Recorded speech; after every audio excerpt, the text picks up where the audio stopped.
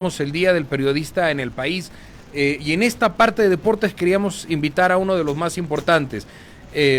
Gracias por aceptar estos minutos de diálogo. Un abrazo hasta Guayaquil, Vito. Gracias a usted.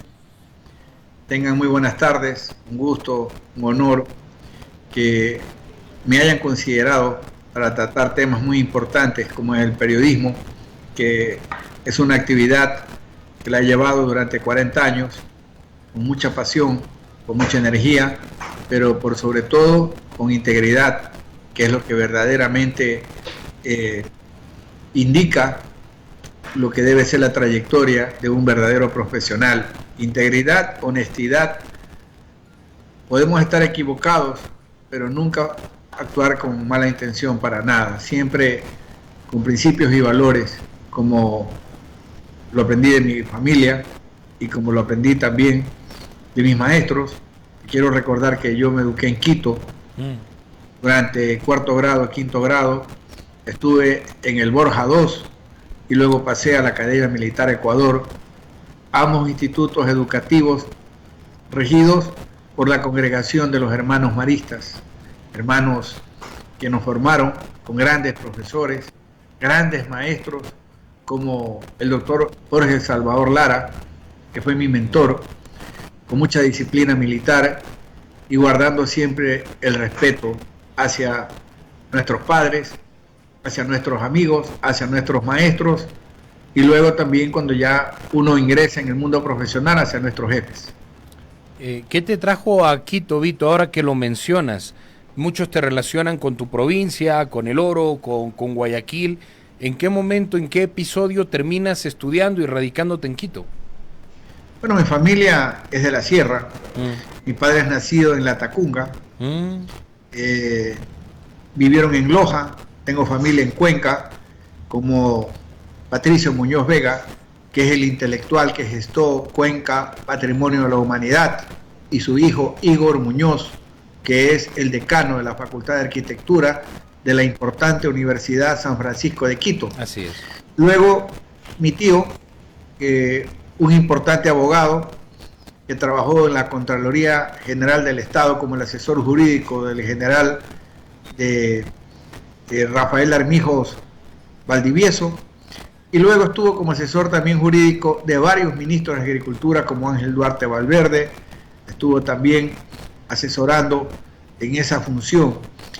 Así que, hermano mayor de mi padre, él decidió, cuando yo recién estaba cumpliendo 10 años, ir a Quito, una ciudad de mucha cultura, de mucho arte, a estudiar cuarto grado, quinto grado, la escuela y toda la secundaria. Como te contaba, lo hice en el Borja II, que queda en la Cordero y por Avenida Amazonas, al lado del Colegio Santo Domingo de Guzmán. Así es. Y luego la Academia Militar Ecuador, ubicada en el Inca.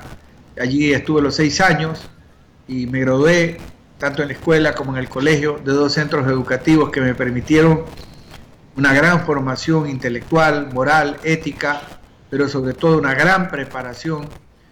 Yo en el oro viví solo hasta que tuve 9 años y un poquito más. Ya a los 10, como te digo, me fui a estudiar a Quito.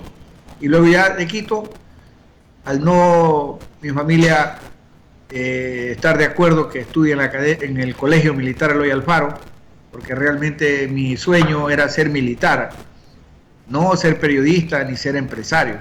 Lo mío es la disciplina, lo mío es la rectitud, lo mío es trabajar en equipo, lo mío es el respeto, el rigor, y obviamente al no mis padres aceptarme que me quede estudiando, porque decían que como somos una familia muy corta, ya teníamos que venir a vivir a Guayaquil, que estaba entre Quito y el oro. Entonces yo sufrí una decepción, ¿no?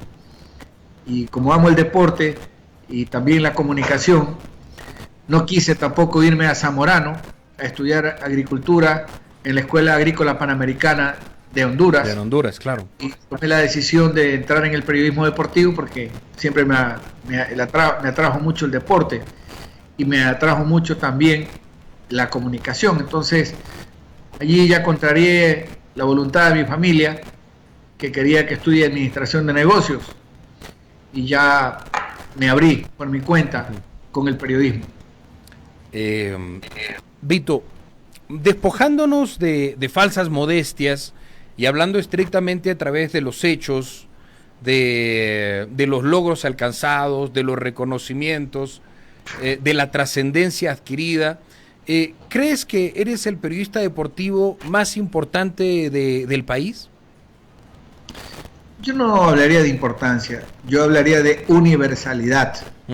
Probablemente mis 9 mundiales, mis 5 Juegos Olímpicos, mis múltiples presencias en grandes eventos como el triunfo memorable de Jefferson Pérez en Atlanta, medalla de oro, el triunfo también inolvidable de Andrés Gómez en Roland Garros, ganándole a André Agassi, y muchas coberturas de enorme trascendencia, podría hacer que me den esa universalidad que creo yo que los resultados, las coberturas, la trayectoria ha estado siempre en esos niveles de estar en todos los continentes, cubriendo los campeonatos en Europa, en Norteamérica, en Australia, en Sudamérica, en fin. Hace algunos meses en la Universidad UTE hicimos un estudio de mercado del fútbol ecuatoriano. Quiero continuar con la pregunta que te la había planteado antes. En este estudio de mercado que fue publicado precisamente a finales del 2018, una de las preguntas a una población que prácticamente abarcaba Pichincha, le preguntaba a los ecuatorianos cuál era el mejor periodista deportivo del Ecuador. Se había preguntado quién es el mejor narrador, quién es el mejor comentarista, y otra pregunta era quién es el mejor periodista deportivo. Acertada o desacertadamente, que algunos coincidan o no coincidan, las respuestas te favorecían a ti como el mejor periodista deportivo del Ecuador. Lo decía la encuesta, lo decía el ecuatoriano común, el encuestado de la calle. ¿Cómo asimilas esta deferencia que te han dado las personas que incluso siguen y no siguen el deporte, pero que te identifican a ti como el representante, el embanderado de esta parte del periodismo? Les agradezco mucho el que me hayan considerado de esa manera, pero quiero recordarte que a lo largo de mis 40 años de periodista he compartido micrófono con grandísimos comunicadores, con grandes talentos, como por decirte algo, trabajé junto a don Alfonso Lazo Bermeo, con don Carlos Efraín Machado, verdaderas lumbreras, verdaderos maestros, al lado de los cuales pude formarme, pero formarme no tanto como periodista, sí viendo su calidad humana, su sencillez, su amabilidad, su trato cortés, su ningún egoísmo, y la verdad que me siento honrado de haber estado al lado de ellos. Edgar Villarruel, el señor Jorge Mantilla. Es decir, tuve el privilegio de haber estado cubriendo los grandes eventos al lado de grandes leyendas del periodismo, a los cuales va mi respeto, mi aprecio y la honra de su memoria. Estamos conversando con Vito Muñoz, nos ha atendido vía Skype y lo escuchamos también a través de Radio Pichincha Universal. Vito, ¿cuál es tu opinión del periodismo deportivo en el Ecuador? Creo que de la escuela, que buena parte tú nos has mencionado, y estos aprendizajes con los maestros, con los fundadores del periodismo deportivo, a la actualidad hay un cambio generacional, tecnológico, de modas, de tendencias, de influencias extranjeras también. ¿Cuál es tu percepción de la actualidad en este periodismo deportivo ecuatoriano? Lo acabaste de decir.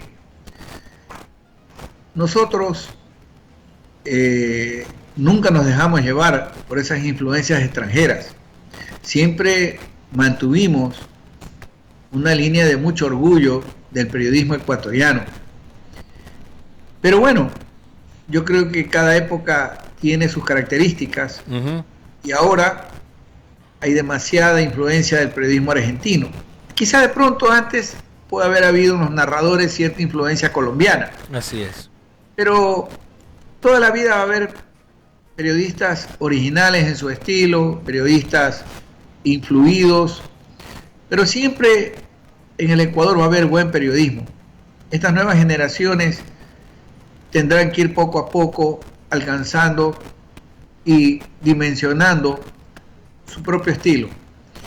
Y yo no puedo criticar a los jóvenes, porque eso significa de que uno tiene cierta antipatía o alguna animadversión. Al contrario, siempre trato de conversar con ellos, de compartir experiencias, de compartir anécdotas, y los respeto muchísimo, porque esta es la época en que se viene un cambio generacional, y qué mejor que nosotros, los que tuvimos esa gran influencia de los maestros, ahora poder influir sobre los nuevos periodistas para que salgan y continúen aprendiendo, porque tú sabes que hay una escala, ¿no?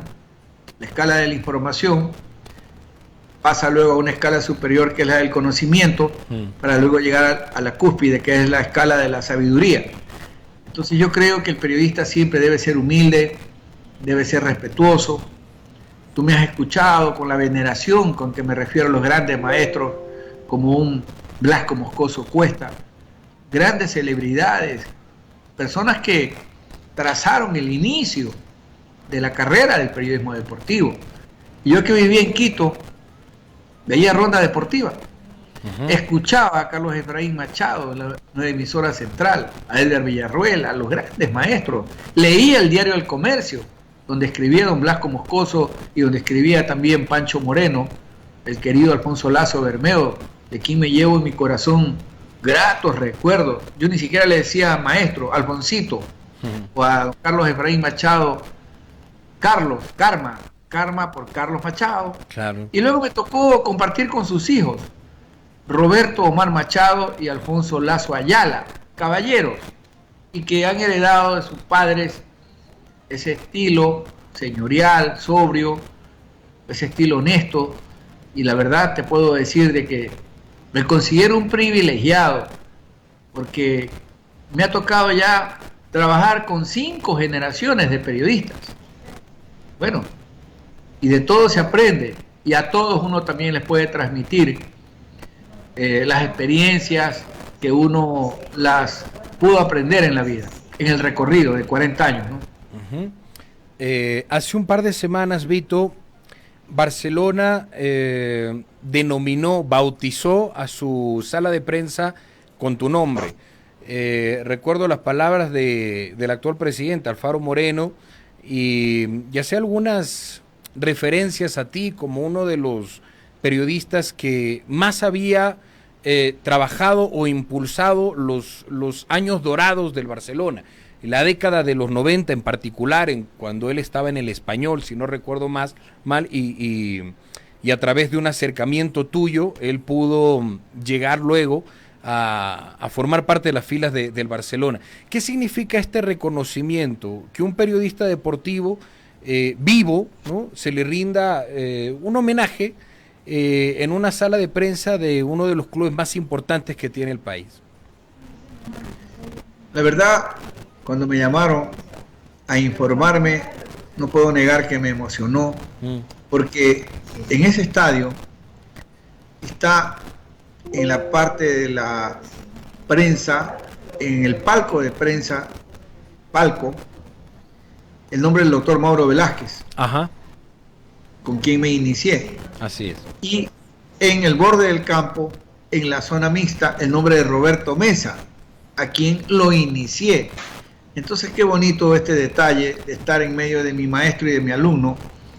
Y bueno, fuimos al sitio.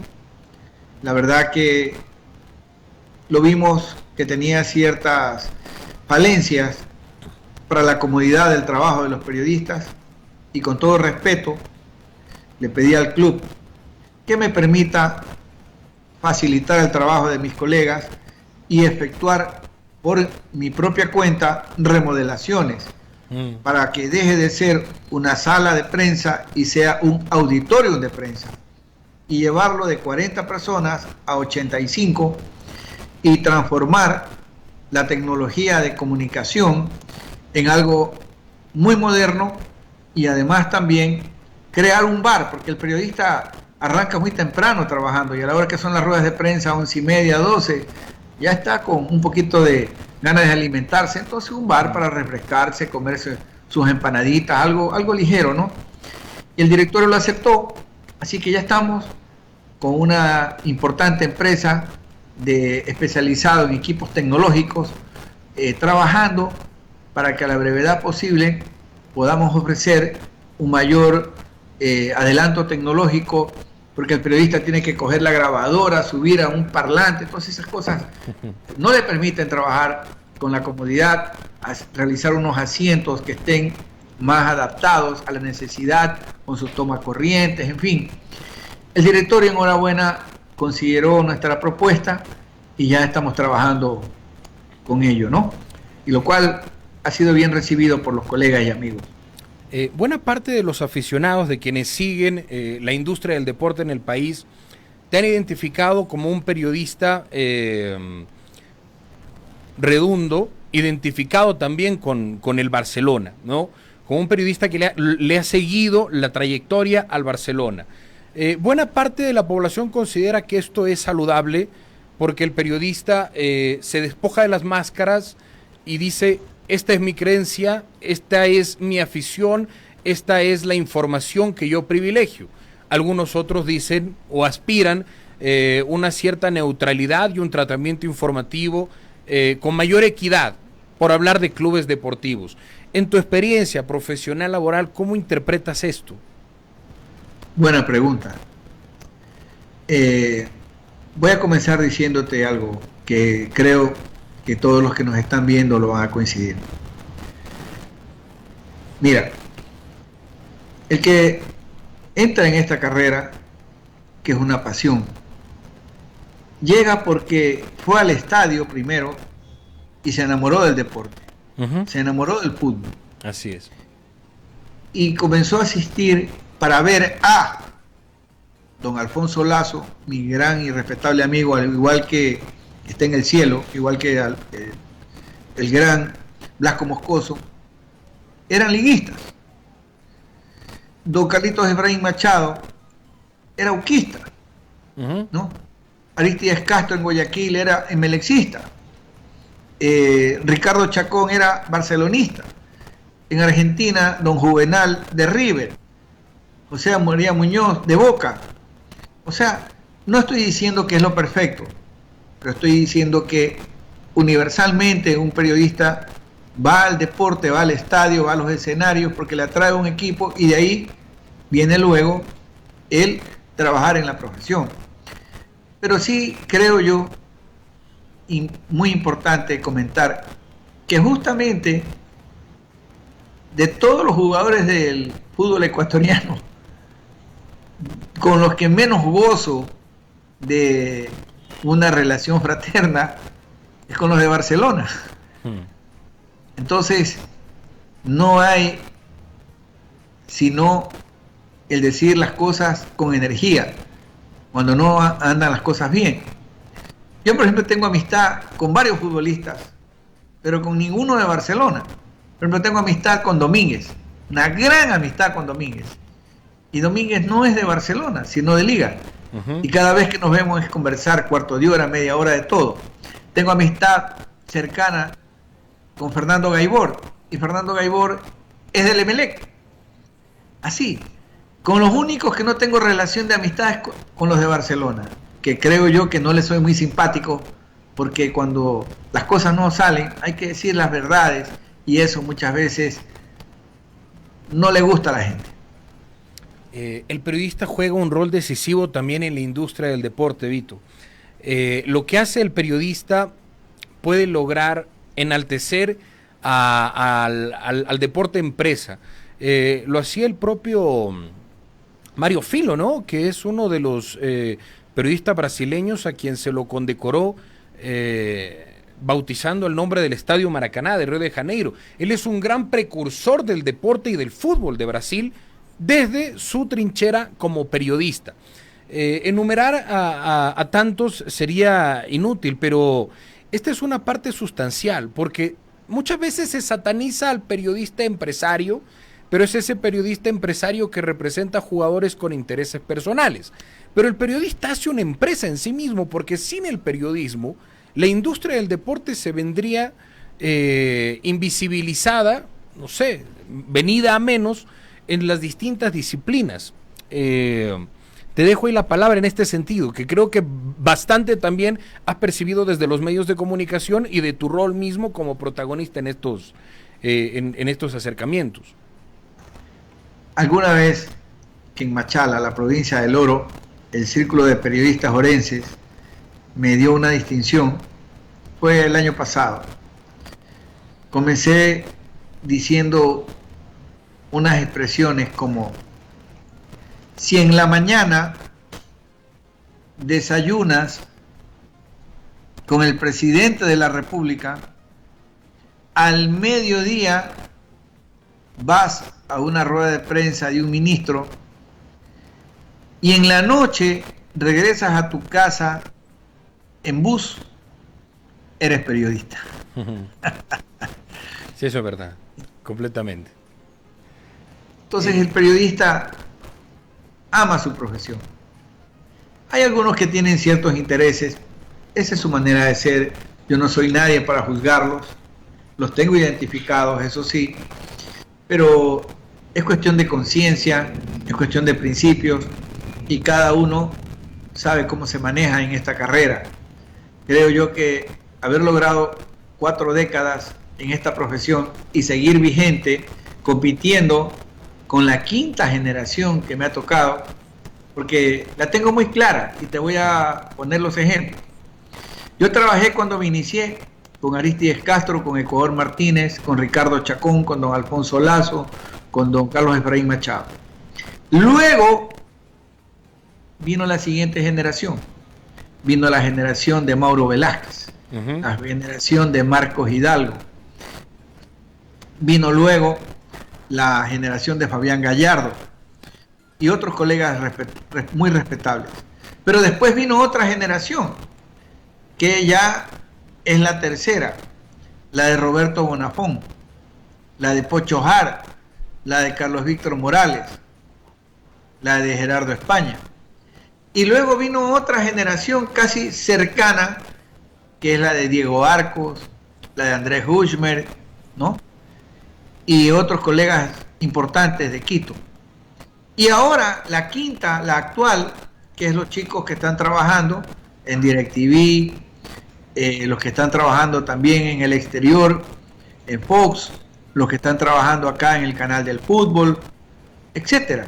Entonces ya es una 5ª generación de buenos periodistas. Por ejemplo, Leo Pozo, un gran periodista, periodista de la nueva generación.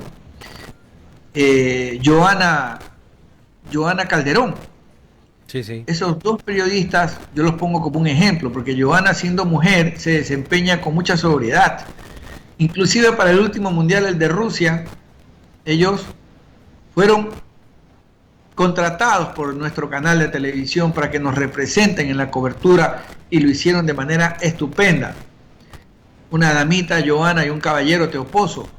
Tengo de ellos la mejor impresión, y como ellos hay una nueva generación que viene manejándose muy profesionalmente, con mucha ética, con mucha seriedad, con mucho profesionalismo. Ya es la 5ª generación con la que me ha tocado compartir, de tal manera que respeto a los colegas, respeto el ímpetu, la pasión, el compromiso que le ponen, y los aliento a que sigan trabajando por el bien y el crecimiento y desarrollo del periodismo deportivo del Ecuador y por ende de nuestro deporte.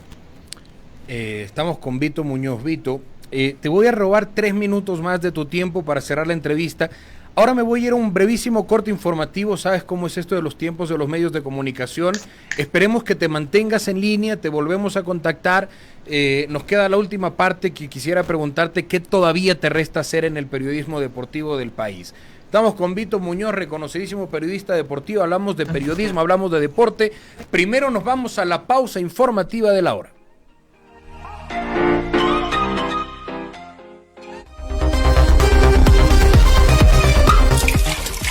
Minutos de hidratación. En Pichincha Universal, 14 horas. Punto Pi. Información del momento.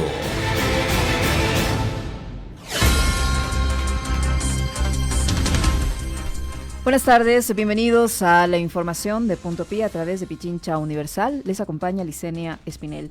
El político y catedrático universitario Osvaldo Larriba Alvarado falleció este lunes 6 de enero en Cuenca a los 74 años de edad y producto de un cáncer terminal. Su último cargo público fue el de gobernador de la SUAY, que ejerció por segunda ocasión, y durante solo 25 días del mes de septiembre de 2019, debido a su enfermedad. Su deceso fue confirmado la mañana de este lunes. Su vida política inició en las aulas de la Universidad Estatal de Cuenca, donde fue director del Movimiento Socialista Universitario por varias ocasiones, partido que posteriormente lo llevó a ocupar la concejalía de Cuenca entre 1988 y 92.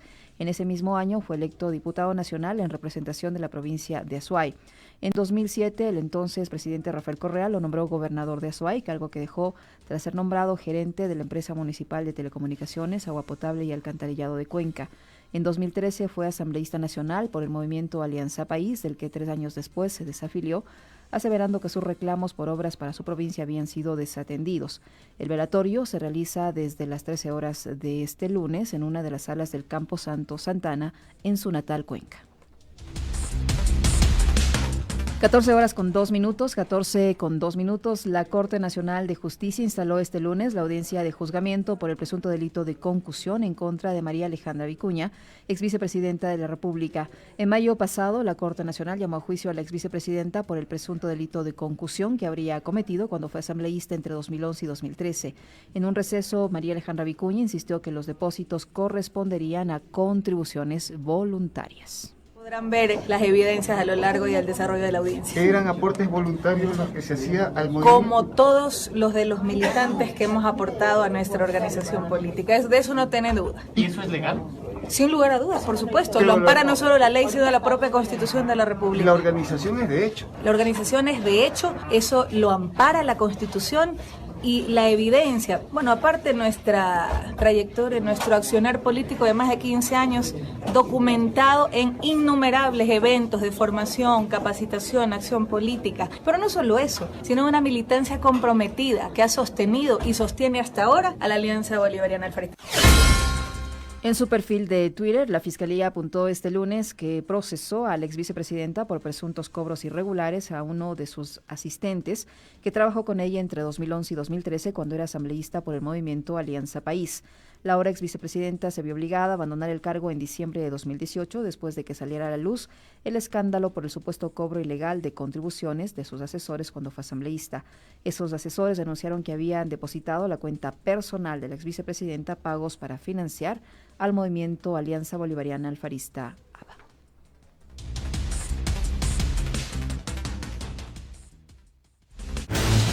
Punto Pi. Información del momento. Para precautelar la información de nuestro sitio web www.pichinchauniversal.com.es, Hemos decidido mudarnos a nuestra nueva y renovada página www.pichinchacomunicaciones.com.es. Las noticias de Pichincha, Ecuador y el mundo en un solo lugar. Pichincha Comunicaciones.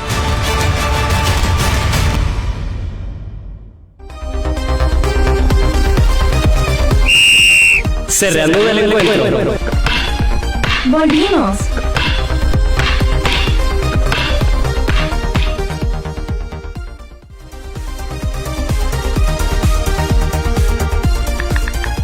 Escríbenos a nuestro WhatsApp 0996 51 90 97 y opina junto a nosotros. Con Ñeque.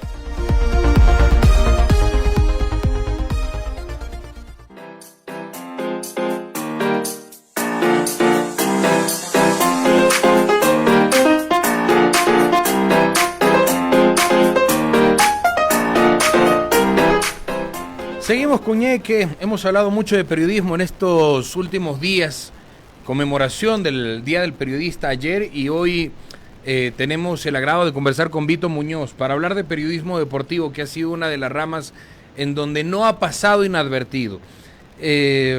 Vito, ¿qué tan importante es la televisión ahora?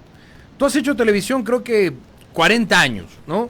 Eres una imagen reconocida en el Ecuador y en buena parte de la región. Hoy, con la incursión de las nuevas tecnologías, las redes sociales, los portales, la migración de los jóvenes, sobre todo de la televisión a los dispositivos móviles, sin duda que hay un cambio. ¿Qué tan importante es? Y te lo pregunto de la televisión porque ese había sido el medio soberano, ¿no? Estar en la televisión era lo relevante en el periodismo. La televisión daba credibilidad. Han pasado algunas décadas de aquello. ¿Cómo miras esta migración de los medios de comunicación? A ver, estoy 40 años en la televisión, 30 en la radio y 25 en la prensa escrita. Ahora soy dueño de un gigante multimedios y plataforma digital. Así es. Que comprende 14 millones de seguidores en cuentas, 6 páginas web bajo mi control y una 7ª en sociedad, y un canal de televisión, aplicaciones, en fin, multimedia muy grande.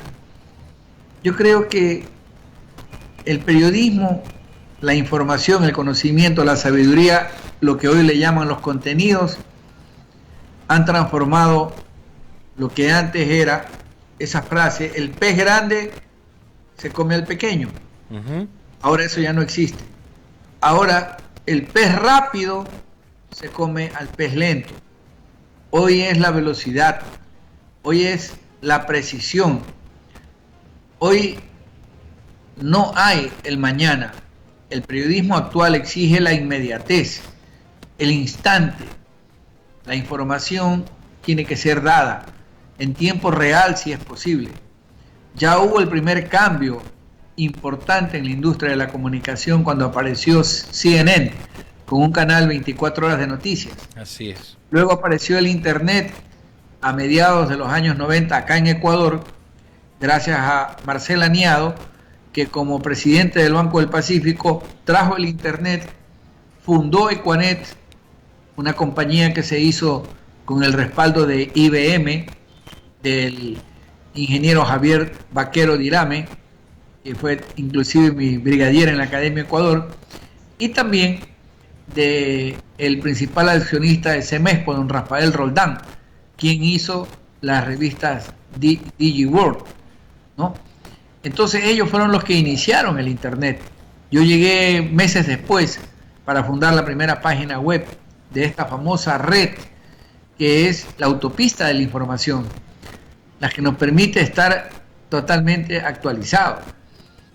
Pero yo creo que periodismo y contenidos es lo que mandan, más que los sistemas que ahora, gracias al Internet, van en la era de la comunicación digital, dejando de lado la comunicación analógica para pasar a las plataformas digitales.